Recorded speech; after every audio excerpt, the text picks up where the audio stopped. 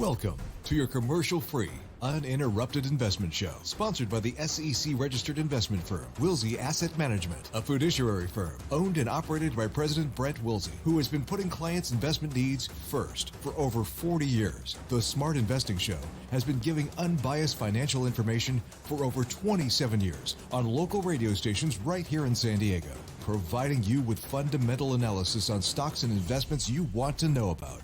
Now, here are your hosts, Brent and Chase Wilsey. Well, good morning and welcome to the Smart Investing Show. I'm Brent Wilsey, just about 8:01 on Saturday morning. Great to have you this Saturday morning and every Saturday morning talking about your money, the economy, investing, and all those important things to help you grow your net worth. So excited to be here for the first show of 2022. With me is Chase. Good morning, Chase. How you doing? Good morning. Doing well. It's good to be back. Oh, forgot to flip on the mic. Yeah, I got to the mic. I'm doing good. Good to be back. Well, I told Dave before the show, I'm like, yeah, I'll turn on my mic, and then I forget about it. Yep. But here we are. Yeah, and after a fast start, before the show started, we saw Jim in Alpine already calling in. So, Jim, you got to be patient. We got a lot to talk about before we go to the calls. Phone numbers here you want to call in are 833-288-0973. That's 833-288-0973. As always, get you through for that unbiased, no strings attached, fundamental opinion about what you want to talk about when it comes to investing in the economy and, again, growing your net worth. Chase, I was just thinking this is the first show of 2022. The Smart Investing Show is now 29 years old, running straight for that time with a little interruption, I think, from the radio stations over the years. But, yeah, 29 years running the Smart Investing Show. Yeah, obviously I haven't been doing it for 29 years, but, gosh, I think I'm going now on year 7. Yeah, year 7, year 8. Yeah, I mean, it's gone quick. Yeah, and it's I still enjoy doing it. I still get excited. Actually, a funny story. We're going on vacation, I think, sometime in February, and my fiance Christina are like, "Well, it's a long weekend. Why don't you stay?" I said, "No. I want to get back. I got to do the Smart Investing Show on Saturday. I just love doing it. I've been doing it for 29 years. Still love doing the show." Oh, I know. My vacation I'm planning in February as well. I said, oh, nope, we're leaving Sunday. Right. So I can do the show Saturday. Our fiancés are not very happy with that, are they? No. All right. Well, let's talk about what's going on in the economy here this past week. And we got to talk about this because it was such a big deal. But we're going to talk about Cathie Wood. Has Cathie Wood's fame come to an end after riding Tesla and other hot tech stocks in 2020? Wood predicts a strong 20% return in 2021 for her flagship fund, ARKK. That was not the case. The fund lost over 23% in 2021 and now is down nearly 9% to start 2022. I'm going to let you do the punchline here, Chase, because it's unbelievable what she's saying now. Well, no, I'm going to say, too, I believe the fund's fallen even further since the post was written. I think it's now down about 12, 13% on the year. Oh, yeah, because we did this, I think, Thursday. We did this. Yeah, so it's gone down even more. But even after the struggle last year, I mean, this is crazy. Wood has doubled down on her bold calls and believes the fund will deliver up to a 40% compounded annual growth rate over the next 5 years. To me, I mean, gosh, that just sounds crazy. And after her huge miss last year, I don't see much merit in her predictions, nor do I see the type of catalyst needed to produce those type of results. I mean, we've seen the same outrageous predictions back during the tech boom, none of which came true. The managers that made those predictions on into their career and funds they were running, and I think that ARK is going to be a flash in the pan. It's going to be something that was hot in 2020, and it's going to be like in 20 years, like, oh, remember how crazy that prediction was? Yeah.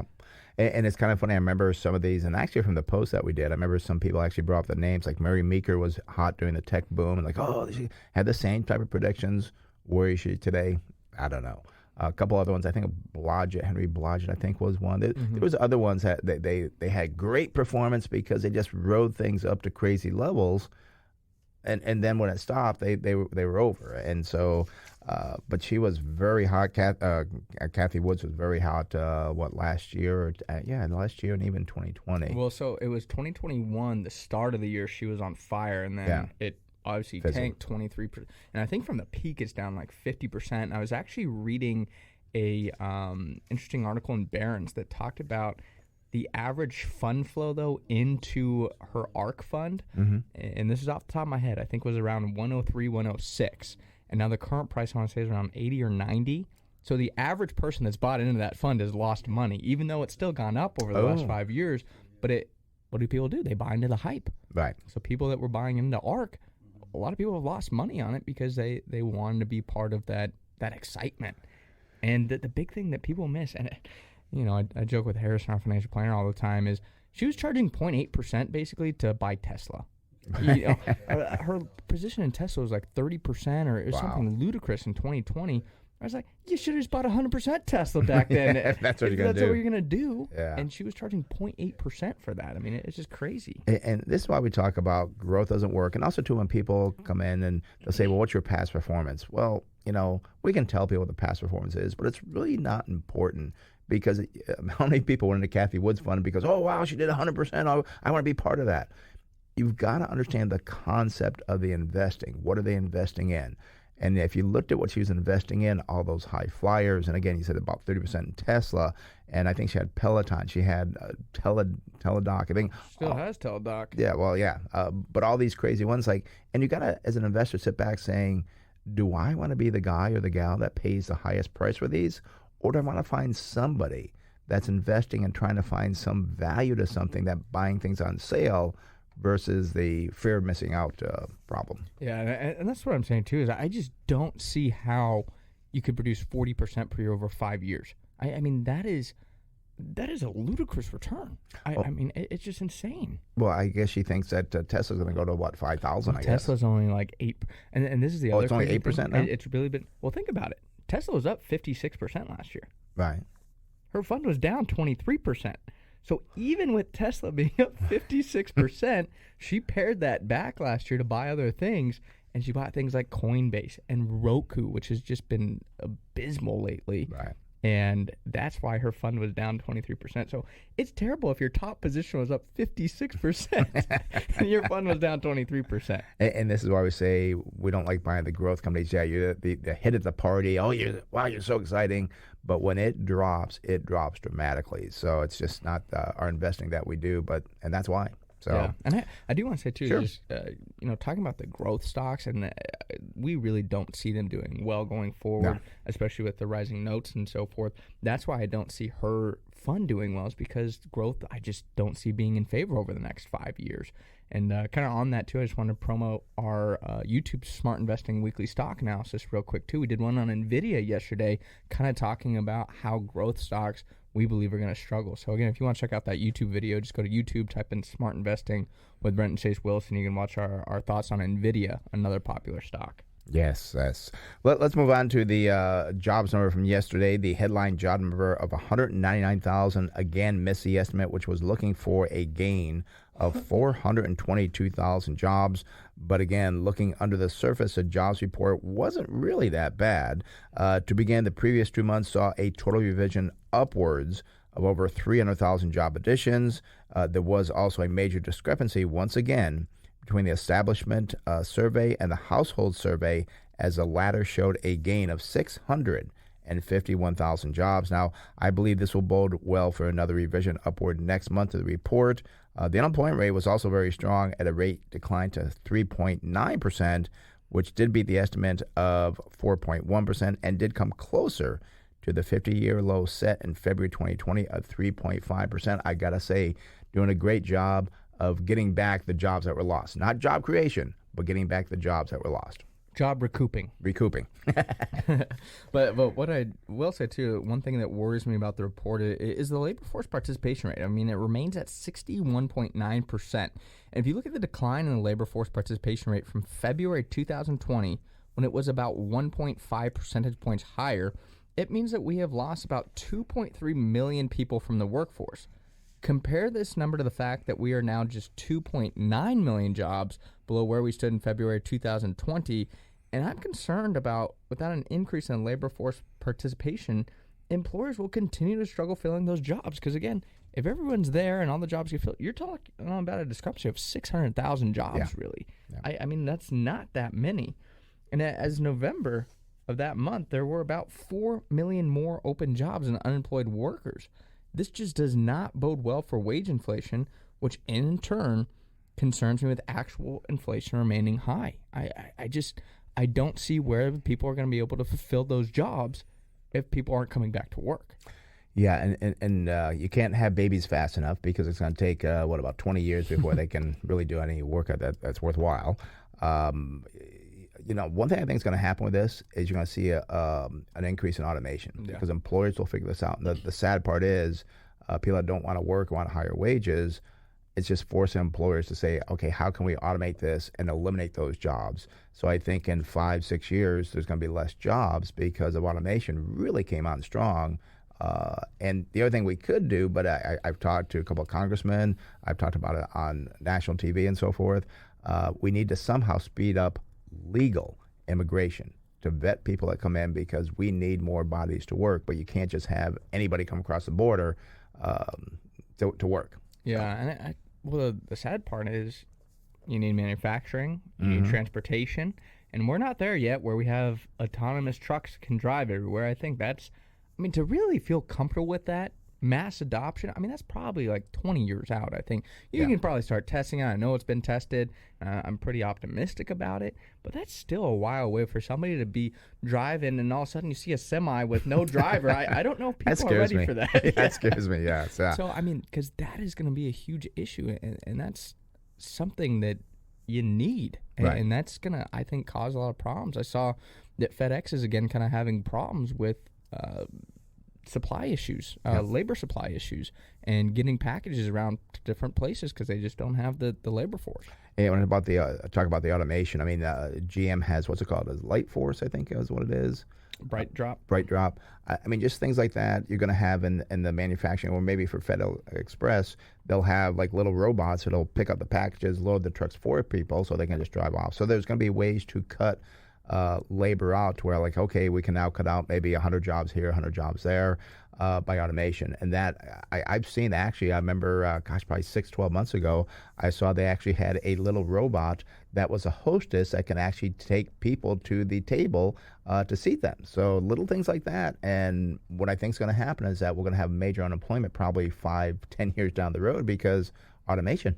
So if you don't have a job, don't get one. I'd have to disagree. What's that? I just don't think we're going to have major unemployment because I think automation creates new jobs. So then you have people that are going to need to service those robots that wait on people. Right. So I think that there'll always be kind of the shift in employment and how employment is kind of desired. But I think there could be a small problem. I don't think you're going to have mass unemployment. I think that there will be new jobs that are created with new technology, and I'm not too concerned about it. And you could be right because the labor force is getting older, but we are living longer, so more people might be coming back in the workforce even though they're older. So we will see. But what I look at is that whenever you have a shortage of anything, buildings, land, labor, you do things to kind of fix that, and then down the road, like, oh, we went overboard. Happens in everything. So yeah, we were talking the other day about business, though, and our business, and I said, I just want to, streamline this and fix it. And said, there's always going to be problems. That's just business. And that's the thing is solutions fix those problems and create new problems. You're right. Well, with that, let's talk about Boston Beer Company because they produce the popular seltzer brand Truly. Well, they had destroyed millions of unsold cases as sales have fallen off the cliff. It's just amazing what's going on with this company. The stock, we've talked about the stock in the past, but the stock's off nearly 50% from the highs as competition from other seltzers and cocktails in the can, like Cutwater Spirits, took market share away.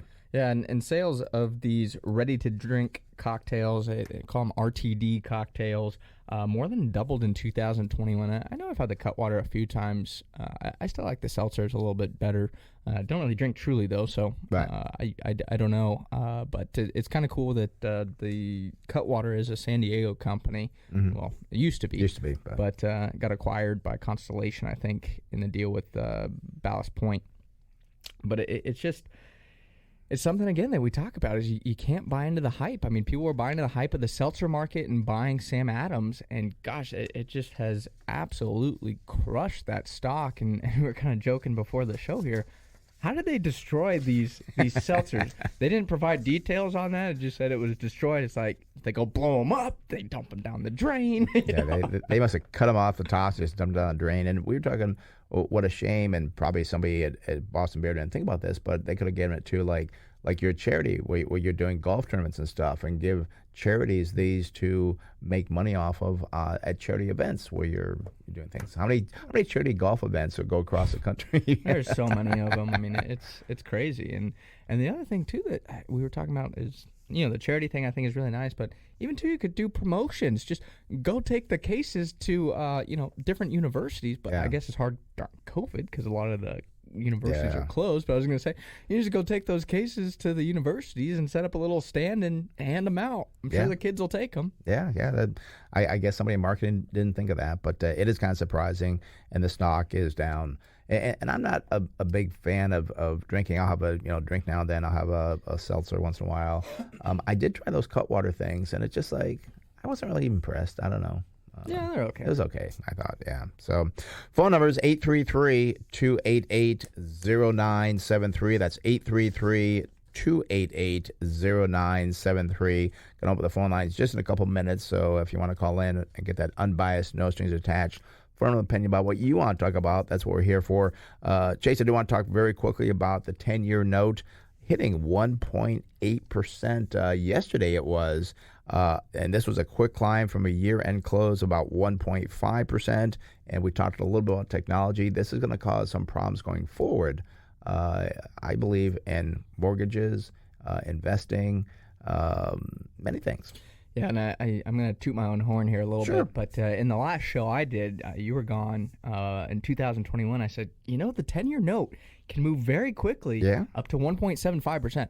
To be honest, I did not think it was going to hit 1.75% in the first week of 2022, but as I said, it moves a lot quicker than people anticipate, and that's why you've seen such pain in these high growth names.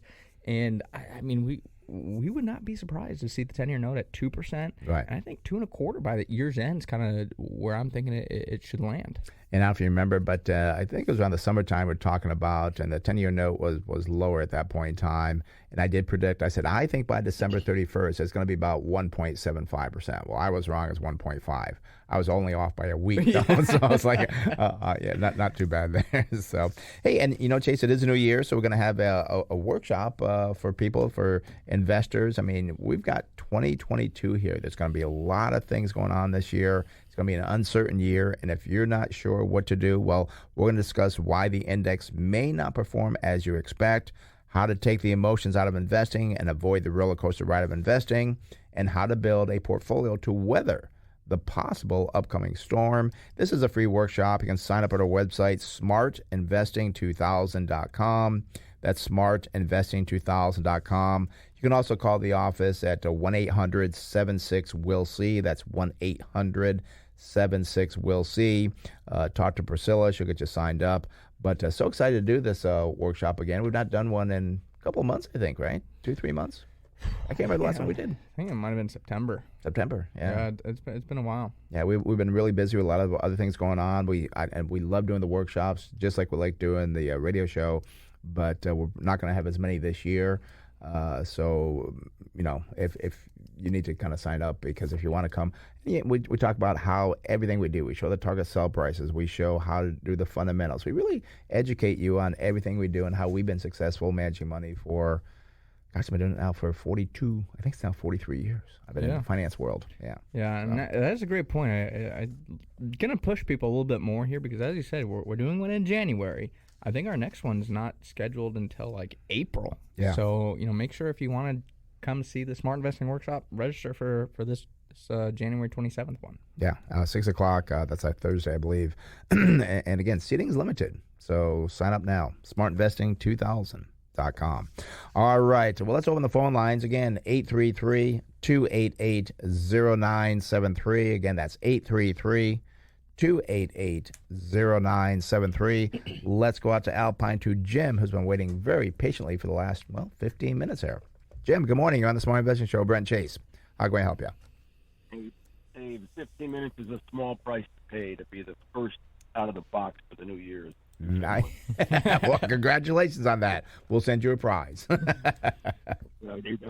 So you talk about Truly. We had a family soft drink company about 40 years ago. The government walked in the door and said, turn off the production line. and we were Really? bottling a diet soft drink with cyclamate in it, and they literally said, turn it off, go to every single outlet that you've ever sold it to, pick up all your product, bring it back, and crush it. And crush it. That Wow. was not Couldn't fun. even keep it, huh? Yeah, well, we gave a lot of it away. We were selling it for $1 a case, and we gave an awful lot of it to friends and stuff. I'm talking some people like 100 cases. Wow. And we had to take it to the dumps and actually have someone monitor as they drove the cats over the product at the dumps. And they couldn't find So it. I learned about I'm from the government and I'm here to help you back. Well, how can we help you this morning there, Jim? Well, I'm talking about IBM. They've divested themselves from a company I can't even pronounce. It's almost like it looks like a good dividend play. It looks, the company seems pretty strong. I own some of it, and I was looking at buying some more. All right. Let's take a look at IBM. That is their symbol. I'm kind of excited to look at this because I always feel like IBM should be a buy. I always get disappointed when I get to some of the numbers. Maybe things will change. It's a new year. One thing I look at is that there's not a lot of short on this. It's about 2.6%. I'm surprised institutional ownership is only 58%. PE ratio right now is 26. That is below the industry at 43. Price to sales 1.6 versus 2.1. We do see price to tangible book value not material. And that's one of the problems that I have with this company is that you take away all the intangible assets, there's no value to it. We do see price to cash flow. It does look good for IBM, 7.6 versus 19. Nice PEG ratio here, 1.9 versus 8.5. So that's good. The lower the PEG, the better. Now, here's a problem. Their earnings per share growth over the last year down 15.5%. The industry was up 34%. And sales, they were actually up 1.1%. But the industry was up 14.9%. So they are kind of lagging there, unfortunately. Dividend, yes, you get a 4.9% dividend. However, their payout ratio, they use 123% of their earnings to pay out that 4.9%. On the industry, it's a lower dividend, but they only use 48%. We do see on the balance sheet, current ratio is 0.8 versus 1.6, so kind of a concern there. Debt to equity is very high, 270 versus 100. And keep in mind, a lot of that equity is from intangible assets, which could be written down. Speaking of that, intangible assets make up 51.6% versus 38.6% for the industry. We do see that you got a day's inventory, 17.9 versus 7. You want that lower, not higher. We do see a net profit margin, 6.4 versus 5.2. Return on equity is 21.4 versus 16.6. So that's one of the few positives that I've seen. Chase, tell us about what's going forward with this company. Yeah, well, to start, I want to look in the past with this company first. I mean, current price, $134.83, 52-week high, $145.99, 52-week low, $112.10. I mean, I say I want to look in the past here because you look at the 5-year return on IBM, and it's not inclusive of dividends, but the 5-year return is 5.8%. And the 10-year return is just 12.5%. Oh, that's like terrible. It's as you said, it's one that it's almost like every year it's like you kind of want to nibble at it because the valuations always look pretty good on it, and it was IBM, nice dividend, and it just almost seems like it always disappoints. So I don't know, Jim. I know you said you own some. Hopefully this is the year where they turn things around. I think they have the potential. They have some good technology assets. I know they're trying to move into the cloud. I know they made a CEO shift somewhat recently, and I hoping maybe he could be like, we can always kind of say like the Microsoft president now that Nutella has done over there as CEO. Maybe he can do it. I don't know. We'll see. But let's look at the earnings going forward. I go out to December 2022. I do see estimated earnings per share of $10.33. That would give us a target sell price of $171.48. So there's room for growth there, and earnings are estimated to grow year over year this year and next year. So that's a positive. But I'm hoping they can get it done for you. And I was kind of looking at that as well, Chase. So, do you see the range of the earnings estimates? A low of 757, a high of 1218. Yeah, does not give me a lot of comfort that they're all convinced. And there's only 8 of them. I thought there'd be more than that on IBM, but only 8 of them. Yeah, no, it's I don't know, Jim. It's one that I said I want to like, but it's just it's tough to love. Yeah, tough to love. I know if you came to us and you were going to manage your money, we'd probably say, yeah, we're going to sell IBM. So we wouldn't hold it. All right. Yeah, I didn't buy a lot. I have given what I still can't pronounce the name of the company. They sold Clio something or other, but I think getting rid of that is going to be a big help. But that's time will tell. Time will tell. They bought, I think it was like Red Hat. I remember they bought something years ago, and we were kind of surprised by it. I don't know if that's panned out. I know they've done a lot of acquisitions that may have been questionable and could be in a spot now where they're kind of spinning them out. So and again, I don't like to compare this, but I have to. You said the 10-year return on IBM 12.5%, the S&P 343%. Yeah, it's just there may be a day for IBM, maybe not. But I just would not feel comfortable, especially with all those intangible assets. It's just I can't find good reasons to buy it. All right, Jim. Well, I'll keep my small percentage and not put any more in. All righty, you have a good one, Jim. All right, gentlemen, have a wonderful year, and thanks as always for being there on Saturday morning. You're welcome. All right, bye-bye. All right, that does open the phone line, 833-288-0973. Again, that's 833-288-0973. Let's go up to San Marcos and speak with Phil. Phil, you're on the Smart Invest Show with Brent Chase. How can we help you? Hey, Happy New Year, guys. Happy New Year to you as well. I wanted thank you. I've been watching it, and I bought a little bit, about 1.5% of my total portfolio of Starbucks, SBUX. I haven't done as much research as I need to. I'm curious for your input. I've been following the union stuff that's happening out on the East Coast, and I know that's bad for corporations. I'm curious on the legal aspects of that, or what have you guys heard? Why I decided to get in now is they've been getting crushed the last couple of weeks, 2 weeks to a month. Yeah, but I like their operational footprint during the COVID era. They've been opening up more drive-through Starbucks and shutting down some of the ones where you just walk in. They've got excellent brand loyalty. So I'm just curious on your input on whether I should be buying more. Yeah, well, we'll take a look at the numbers. And I have heard, too, with the labor shortage that some Starbucks are actually closing during the day for certain hours because they can't get people to come in and work, which is not going to be good for their profits, because sometimes I go drive by a Starbucks and there always seems to be 1 or 2 people in line waiting to get a coffee from them. So, and I was reading an article this morning, or I saw an article. I didn't read it about. You talk about the unionization on the East Coast. I saw about one store that wants to unionize in Arizona even. Yeah. And I'm sorry, I think that's a very interesting job to unionize. Personally, I don't know. I mean, it's kind of silly to me, but I don't think it would hurt or help Starbucks in too many ways in terms of the profitability long term. I mean, short term it would hinder it a little bit, but it wouldn't be detrimental to the business. And one other thing too, kind of you talk about the footprint with Starbucks. That's always concerned me a little bit.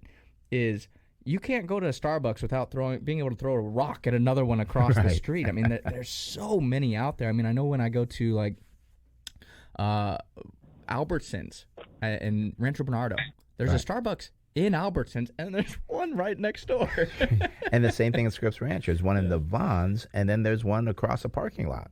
And actually, there's one across a freeway, I think, less than a mile away. So they do have a lot of locations. There's a cost for that. Now, the franchisees probably pick that up, but still. I mean, I like Starbucks back, and I'll never forget this because I was so impressed by it back in 2009 at the bottom of the market. Starbucks was $8 a share. I go, that's a definite buy, $8 a share, but you'll give us what the price is. But let's get the numbers here for you, Phil, and see what we see on Starbucks. Not much short on it, which is a positive 1%. Institutional ownership, 71%. PE ratio 30.4, but that is below the industry at 33.4. Price of sales 4.4, expensive compared to the industry at 3.1.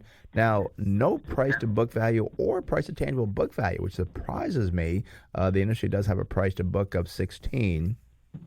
Price to cash flow is 21.3 versus 20. We do see earnings year over year did climb by 521%. Industry up 98%. The 5-year average, just got to look at that, 12.7. Sales year over year up 25.4% versus 19.1% for the industry. So sales and earnings looking pretty good on the growth, but they seem to be excessively high. I believe that's because maybe the opening of the stores versus last year could be the reason for that. They do pay a decent dividend here, 1.8%, but they use 50% of their earnings to pay that out. We do see on the balance sheet they have a current ratio here, of 1.2 versus 1.4. That's okay. No equity because there's no tangible book value, no book value at all. So there's no debt to equity. So I have to actually look at their debt to see what it actually is. We do see that they have days of inventory at 28.3 versus 11.2, so that's kind of bad. You want that lower. Looking at the net profit margin, they do pretty good here with those high-priced coffees, 14.5 versus 9.2. Wow, return on equity a negative 78. Not sure why that is there. What do I dig deeper into that? It's because equity is negative. Oh, yeah. So it's kind of skewing the numbers. There's no equity. Yeah, that's true. Yeah. So and I do believe Starbucks has bought back a lot of stock over the years. Yeah. And that generally can reduce the equity. To be honest, it sounds kind of crazy. It reminds me a little bit of Home Depot right now, where I know it's two separate businesses, but they both got those great brand names. They both bought back so much stock that they have negative equity. Yeah. And the valuations are quite high, and I'll kind of get into that here shortly. But I want to start with the current price of $107.57. 52-week high, $126.32, and the low, $95.92. It's had a rough start to the year, down 8% to start 2022. I mean, you talk about the 10-year return, it's done phenomenally, up 444%. Now, if I go forward for Starbucks, I go out to September 2023. I see estimated earnings per share of $3.98, which gives a target sell price, unfortunately, just $66.07. That's what I mean with Home Depot. It's, a similar company. Right. Similar recognized company that people love because of the brand name, but they're both just, they're expensive. They're trading at high valuations at this time, and I think that's why Starbucks is taking a little bit on the chin so far to start the years, because you're paying a lot for those earnings, and it's overpriced.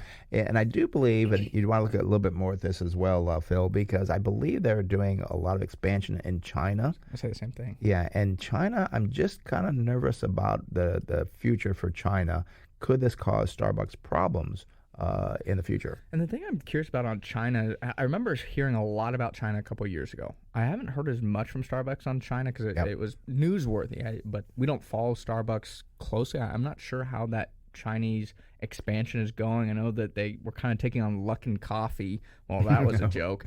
But very curious on kind of what that expansion in China is looking like. I mean, because where are they getting this growth from? As I said, you have so many store locations. You can raise prices incrementally, but where are you going to get that earnings growth to justify a current forward PE multiple of 27? I mean, that's quite high. Yeah, so you got some research to do there, Phil. I mean, check to see what's going on with China.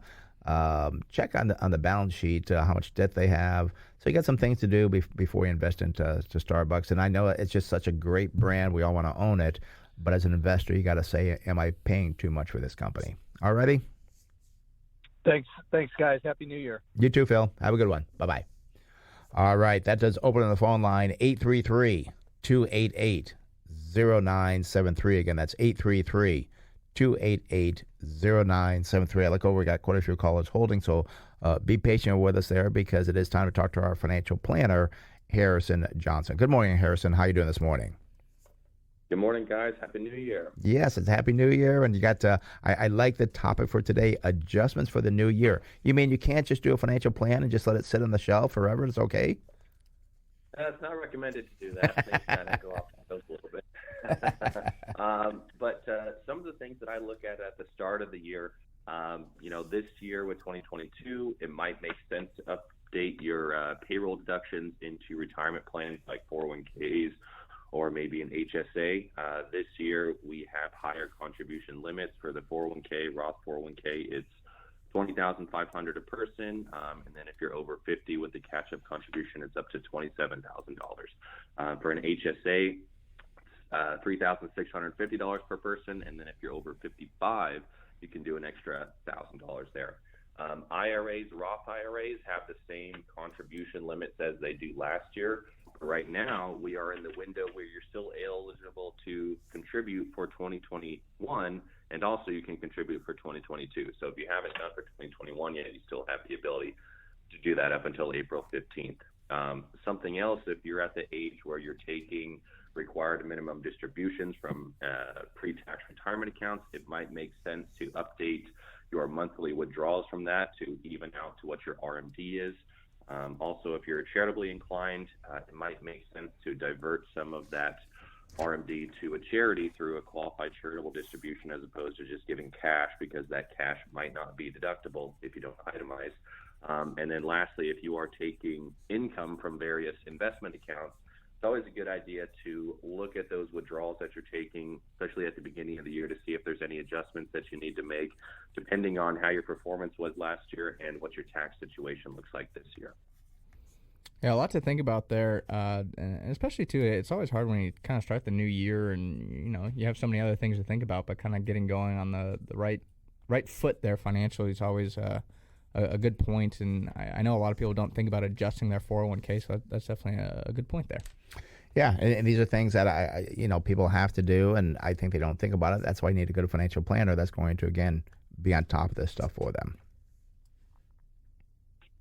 Yeah, I mean that's the role, and a lot of times you'll meet with somebody partway through the year, and it's like, oh well, we should have been putting more money into your 401k because maybe you sold a property this year, and that would help offset the capital gains. So at the beginning of the year, it's always a good idea to kind of look at the year going forward to see if there's any adjustments that you need to make so you can get out in front of it. Yep. Well, Harrison, thank you very much. We will talk to you on Monday. We'll talk to you next Saturday here on the show, and we'll talk to you then. All right. Sounds good, guys. Have a nice weekend. You too. Bye-bye. Again, as Harrison Johnson, our financial planner, he is a CFP. He is on a salary, so he makes no commissions, no fees or anything off of anything. He just makes a salary, and it is a fee-based financial plan that you do with him. So if you want to have a free consultation with him, give him a call at the office at 858-546-4306. Again, that's 858-546-4306, or you can send him an email or see more about him on our website, smartinvesting2000.com. Again, that's smartinvesting2000.com. All right. Before I go back to the calls, I want to mention about the workshop again, because the workshop is coming up January 27th, 6 o'clock in Scripps Ranch. It is 2022, and now you're ready for the uncertain year we're going to have. We're going to be talking about why the index may not perform as you expect, how to take the emotions out of investing and avoid the roller coaster ride of investing, and how to build a portfolio to weather the possible upcoming storm. And we will always show you how we manage our money, what we use for the fundamentals, how we have to target sell prices. But what you have to do, you got to sign up. Go to our website, smartinvesting2000.com. That's smartinvesting2000.com. You can also call the office at 858-546-4306. Again, that's 858-546-4306. Speak with Priscilla. She'll get you signed up. Look forward to seeing you at the workshop in Scripps Ranch on Thursday, January 27th, 6 o'clock. All right, let's go back to the calls here. Let's go out to San Diego and speak to George, who's been waiting very patiently here. George, you're on the Smart Invest Show with Brent Chase. How can we help you out? Oh, hi there. Happy New Year, guys. Happy New Year. Listen, there are a lot of, before I ask you about Ford, there are a lot of analysts making a lot of noise about the Democrats pushing hard for a cashless society, and it's going to happen this year. What are your views about that? Well, it's not going to happen this year. There's no doubt in my mind on that one. There's always been talk of that. Someday we'll hit that. I still think it's out there a ways. But yeah, I mean, we'll not have a cashless society in 2022. I mean, maybe 2030. I don't know. That's a guess. I'm not worried about that, though. Yeah, I'm not too concerned about the cashless, especially this year. I mean, there's no way that you could shift the economy that drastically within a year. Yeah. Even with regulation, you'd have to pass so many different bills to get around that. I know they're kind of trying to do things that make it seem that way, but I just don't see it happening. And it could be this progressive type politicians. But let's talk about Ford, because I'm kind of curious. I'm glad you called about this one. And Ford, their symbol is F as in Ford. Not much on the float side, 1.9%. Surprise on this, too. Institutional ownership is only 53.9%. PE ratio now kind of high, 35 versus 23 for the industry. Price to sales, 0.7 versus 1.2. Price to tangible book value looking good, 2.7 versus 4.6. And price to cash flow for Ford, 5.8 versus 9.9. I got to love the PEG Ford ratio, which is PE divided by growth, 0.2 versus the industry at 2.5. Now, the earnings per share growth year over year, nothing happened there. The industry was up 63.4, and I think that's probably because of Tesla. Sales were up 5.9%, not as good as the industry, up 21%. We do see their 5-year estimated growth rate, 77% versus 31 for the industry, so that's a big positive. They do pay a small dividend of 1.6%. We do see on the balance sheet a current ratio 1.2 versus 2.1. I'm okay with that. Debt to equity looks not good at 400 versus 0.8. But again, they do sell cars and they do finance those cars. So you got to dig a little bit deeper to see what the true debt to equity is based on just the debt the company has. We do see very important for a company, days inventory 42.6 versus 238. That's a big positive. Days sales outstanding, not so good though, 117 versus 47. So that does kind of worry me there. Net profit margin 2.1 versus 6. So I'd like to see a higher profit margin. And return on equity is 7.8 versus 12.6. I would like to see that higher, more 12 to 15% range. Chase, what do you see for the numbers here? So current price here for Ford, $24.44. 52-week high was $24.95 and a low, $8.82. I mean, it's had a phenomenal start to the year, up about 17.7%. That comes after announcing that they're going to increase production of the Ford Lightning, which has been a big hit, to say the least. So, I mean, that's a positive for Ford. One thing that does concern me, though, is over the last 1 year, it's up 171%. I mean, it's done so well that now it's actually surpassed the market cap of General Motors. Really? Even though GM sells more cars, more profitable. I think even it has better operations in terms of its profit margins.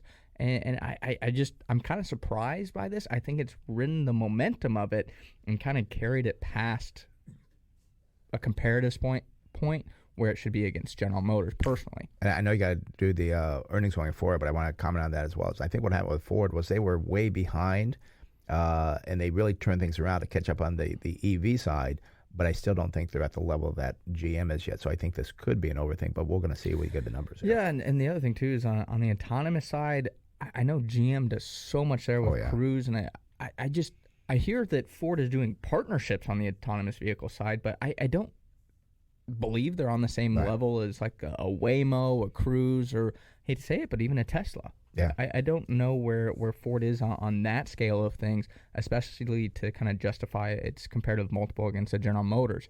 But I will say, I mean, I go forward to December 2022, estimated earnings per share of $2.01 does give us a very nice target sell price of $33.37. So I still think there's value to these automakers, especially I've talked about this in the past. If they can get more on a reoccurring type revenue type standard rather than just having so much risk on car sales, I think that's where you can see higher multiples for these automakers. And I think it is a very real possibility over the next 10 years that they won't be trading at the single-digit multiples as they have in the past. So I don't dislike Ford here. I think I just like other auto manufacturers better at this point. And I'm not sure, I don't think it's going to be a problem, but rising interest rates in 2022, if that's going to hurt car sales, because I know sometimes you get like a 0% loan or 1%, 2%. Rising interest rates, is that going to hurt car sales a little bit? We'll see. I think we'll be okay for this year, but maybe 2023 could be a problem for them. So I'm not a fan of it. I know the numbers look okay. I did see a wide variance also of the earnings there going forward as well. So I would say I just don't like it as level. Yeah. I mean, and I would need to do more research on Ford too. It's been one that I liked it when it was at, $16 a share. Right. $17, $18 a share, but it was just one that, we already have another automaker in the portfolio that we wouldn't do more research on it because, well, why would we? You can't have two. That's too much risk. So I don't like it as much as the other ones, as I said. Yeah. All right there, George? Oh, well, I remember a caller called in about 2 or 3 months ago, and Ford was at 13 or 14. and you guys passed on it, and it's almost doubled since then. So I just wondered if you'd change your mind about it. Definitely not. Just because something goes up doesn't mean you change your mind on it. You can say, well, things like that will happen, but it's just something that just because it went higher doesn't mean it's going to keep going higher. And again, it doesn't look bad, but they're just like things that don't look good on it. Yeah, and with anything too, George, we always kind of say it's never, yes, go buy it on the show. It's always, you got to do a little bit more research on it. And I know on Ford, I've been kind of positive on the valuations on it for years. It's just, we just haven't done the research on it because we already have another auto manufacturer. Yeah. Okay there, George? Okay, appreciate it. Thank you. All right, thanks for calling. Have a good one. Bye-bye. All righty, that does open the phone line, 833-288-0973. Again, that's 833-288-0973. Let's go to San Diego and speak with Steve. Steve, you're on the Smart Best Show, Brent Chase. How can we help you? Howdy. I'm looking at LYV, Live Nation. Okay. And do you hold that or looking to buy it there, Steve? No. I sat through a whole hour of the guy you were supposed to hate, and that was what he came up with. I think you know who I'm talking about. Who are we talking about? Yeah, who are we talking about? Okay, Mark Chaikin has a ad on that has dramatic music, and it leads up, and basically what he does, he sells you his program for looking at stocks for an hour, and then tells you Live Nation's what you're supposed to buy. Okay. Okay, now we know. Now we know. Well, let's take a look at So Live for your Nation. Yeah, we'll see if we agree or disagree with them there. Come again as a Live Nation, symbol is LYV. Short position, kind of getting up there. It's 9%.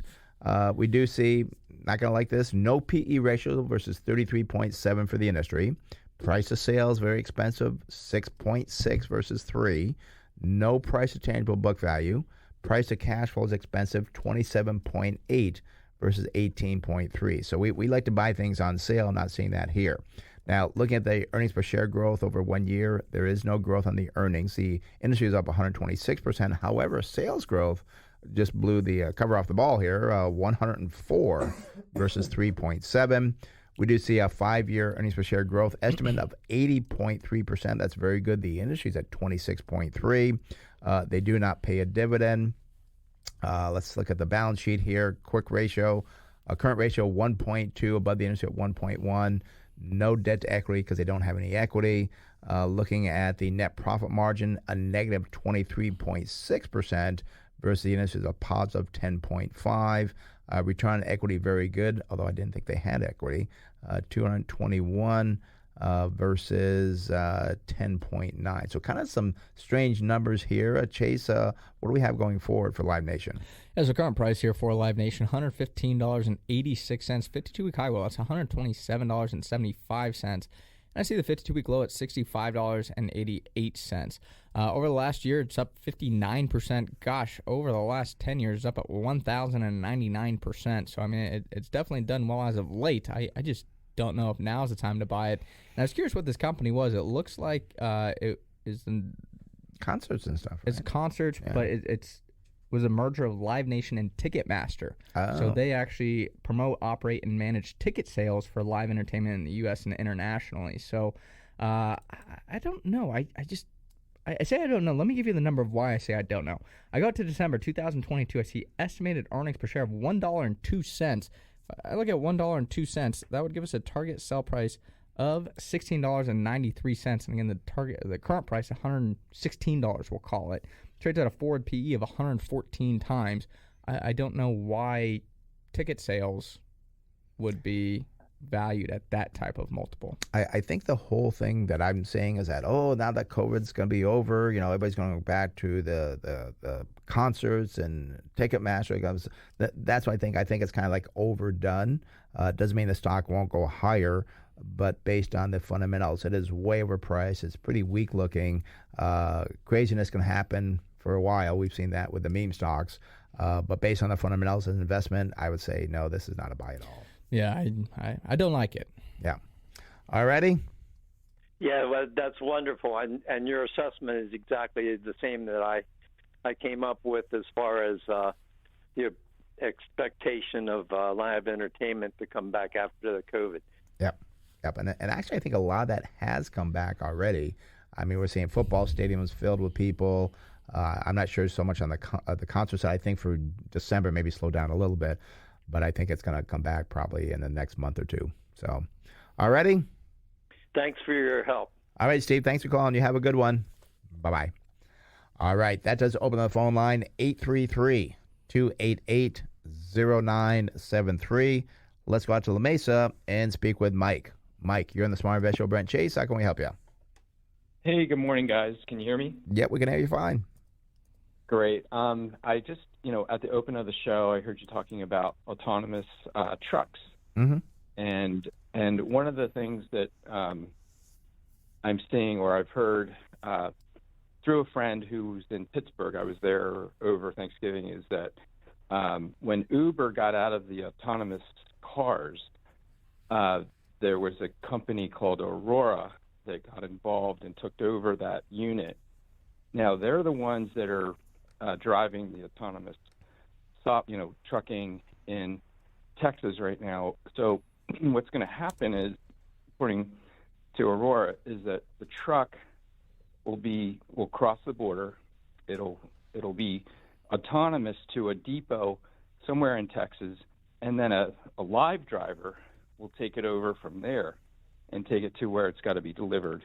And the reason is because you're going into these downtown streets, and you can't map them as well. Right. So they just do it from depot to depot, and it's closer than you think. It's probably a couple years out. Yeah, and I see what you're saying, because on the open road, like the highways and stuff, it's probably not such a big deal. But when you get into these cities, well, then it's a problem where, again, you're going to have a driver sitting there. But when they get in the cities, he might take over, or she could take over, because it's too complicated in the cities. That's absolutely right. Yeah. So I from the sounds of it, I think it's going to be here sooner than 20 years. I think it's going to be a couple years out. But and I was saying more mass adoption. Right. I think that, like, actually having fully autonomous is where I think that's decades away. But yeah, I agree. I mean, I think there are pockets of opportunity for sure where you'll see no driver in the car, and it's gonna be weird. Yeah, and it could be a couple of years. I think that could be a little bit too soon. But I mean, again, we're looking at the future here. We do have a crystal ball in our office. We'll check it on Monday. I mean, Mary Barra from GM said mid-decade. But that's for a car. But still, I think, like Mike's saying here, if you look at, because I used to drive from San Diego to Flagstaff on the 8 freeway where there's nobody there, I think, I wouldn't be surprised to kind of see more autonomous type trucks and that type scenario. That would make sense that they'd be able to map that a little bit easier. Yeah, I still get a little bit worried. I mean, I don't know what a semi weighs, 20, 30 tons, and nobody there. And I guess maybe it will be autonomous driving, but with a driver there sitting there just to take over control if things don't go right. That could be maybe in 2-3 years. Yeah. So do you hold the stock there, Mike, or what? No. This is just I just found out about it through a guy I knew. He was a coworker. Like, he was just in college. This is probably like 20 years ago, and I ran into him when I was in Pittsburgh visiting friends, and I asked what he was doing. And he kept bringing up autonomous cars. I'm like, hey, what's going on with this? And he started talking about it. And I found it really interesting as to where they're at. And, but I don't know if that company is traded publicly. I would, encourage looking at it, Aurora. It actually is. It's nothing that we would buy to pull up the numbers on. There's not much on it because they have no earnings. They have no sales. They don't have anything. And it's something that you would gamble on, saying this will be the company that can turn things around. Now, what we don't know is, like a big truck company like PACCAR, what are they doing behind the scenes? They could either gobble up an Aurora, or they could put Aurora out of business. So you got to look at the whole competition thing. But this would definitely be a speculative play, trying to bet on autonomous vehicles for, big trucks. So we would not buy it. We'll put it that way. We don't speculate. We like to invest. So, all right there. Understood. Yeah, I just want to make one other comment. Sure. You were talking about Ford earlier, and I guess they're part of Rivian. They're a partner in that. Mm-hmm. And they're also getting into the electric truck vehicle, so their stock went up quite a bit this week when they announced that they were going to increase production. So I kind of like the stock, but I just noticed that they're integrating with these other companies, and I think that's what's going to help them in the long term. And you're right. I forgot about the Rivian investment, but I don't think it was more than 20%. Was it? Do you remember? I don't remember, and especially, it wasn't 20% of what they own in Rivian. I almost thought 6 or 7, maybe. Yeah, I mean, it's still a sizable chunk. Yeah. Right. But especially when Rivian's market cap was bigger than Ford's. But I don't know how they're necessarily partnering with Rivian, but I know they invested in Rivian. Yeah. So good point. I forgot about that. Talking about Ford. Thanks for that. All right, Mike. You're welcome. Thanks for calling. Hey, thanks a lot, guys. You're welcome. Bye-bye. All right, that does open the phone line, 833-288-09. Oh, gee, I looked over. It's 8:55. Yeah. I was like, we're doing it goes by so quick. Yeah. Since we're out of time here, I was going to mention, we talked about IBM earlier in the show, and that is a great example of a company that could do no wrong. I mean, you go back when IBM was a huge company in the index years ago. It traded sideways for 10 years. And I cannot remember the name of the CEO that came on. I want to say it was like Goosberger or something that came on. He did a lot of financial engineering. He was kind of famous for actually buying back a lot of the stock, and the earnings were increasing, and investors weren't looking why it was increasing. It was because he was borrowing to buy back so much of the Gusenberg, I think his name was, or something like that. But I remember talking about him. Again, I've been doing this since, the 80s, and I believe in the 90s he was really famous for doing that. And IBM was just like, wow, IBM. But he didn't really create a lot of value. He just did some financial engineering. So, yeah. But it is just something, like, a lot of times people buy stocks, and especially ones that are prevalent in name, and it's a safe company because of the name. Right. And I mean, IBM is, a proof's in the pudding, as they say, that, if you would have looked at IBM 10, 15, 20 years ago, it's like, it's IBM. I can't do any wrong. And we saw the same thing with GE. GE can't go wrong.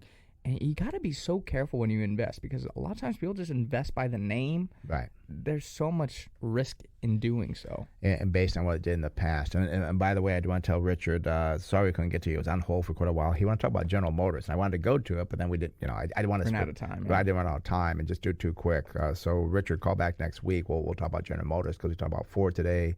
Kind of nice, kind of compared GM to Ford.